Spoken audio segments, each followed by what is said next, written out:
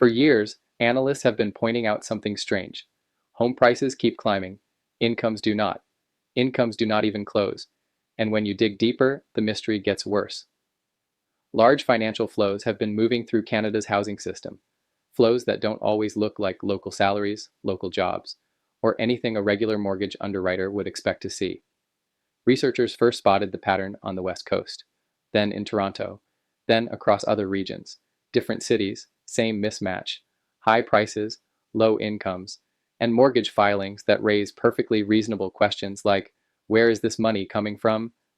Regulators eventually released reports showing just how much international capital moves through Canadian banks, sometimes through student accounts, sometimes through companies, sometimes through intermediaries that have nothing to do with local wages.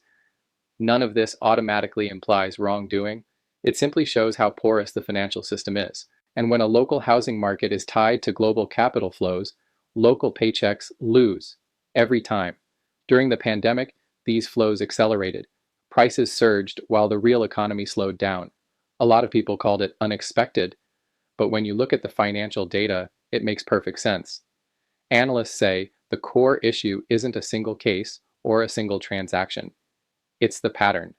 Money that does not reflect local incomes buying homes that locals struggle to afford. Regulators issued some fines, but enforcement stayed small compared to the size of the activity. So the system continued as usual. And now we have a market where affordability has collapsed, supply has tightened, and local incomes are still pretending they matter. Fixing this requires things governments are slow to do.